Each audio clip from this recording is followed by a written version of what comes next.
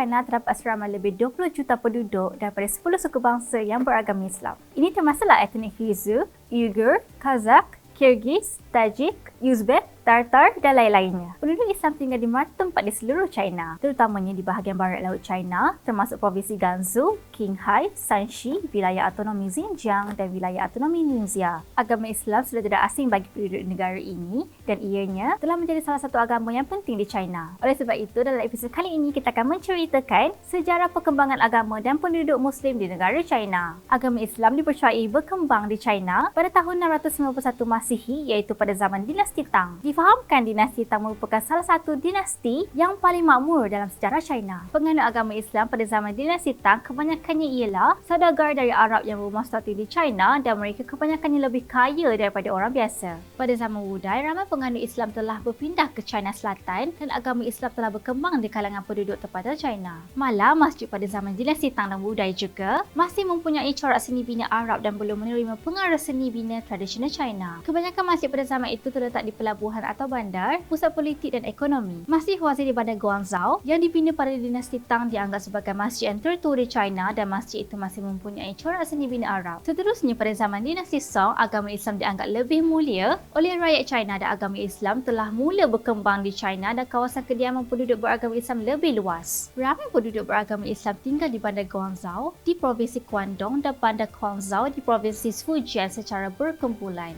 Zaman dinasti Yuan merupakan zaman yang paling penting bagi perkembangan agama Islam di China. Agama Islam di China berkembang paling pesat dan paling makmur pada zaman itu dan mempunyai kedudukan yang penting dalam arena politik dan kehidupan masyarakat. Masjid di China pada zaman itu juga telah bertambah banyak dan selain bercirikan seni bina Arab, mereka bentuknya telah mula menerima seni bina China, banyak menggunakan kayu yang diukir. Perkembangan agama Islam pada zaman dinasti Qing mempunyai kedudukan yang penting dalam sejarah perkembangan agama Islam di China. Boleh dikatakan pada zaman dinasti Yuan, jumlah penduduk Islam telah meningkat secara besar-besaran dan pengaruh Islam kepada masyarakat China semakin hari semakin luas. Kebudayaan Islam juga mempunyai kedudukan yang penting dalam kebudayaan China. Umat Islam di China pernah memberi sumbangan yang besar terhadap perkembangan sains dan teknologi China. Semoga dengan kepelbagaian agama dan budaya, China mampu menjadi sebuah negara yang harmoni dan dikagumi oleh negara-negara luar. Sekaligus dapat menjadi tarikan kesatuan dan keharmonian penduduk di China yang berbilang agama dan budaya. China Inspirasi Dunia.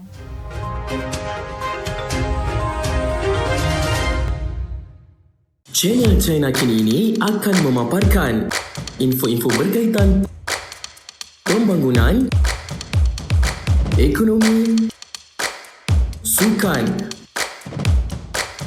pelancongan, kecanggihan sains dan teknologi yang terdapat di negara China. Untuk perkongsian lebih banyak info menarik, jom subscribe channel China Kini ini. China Inspirasi Dunia.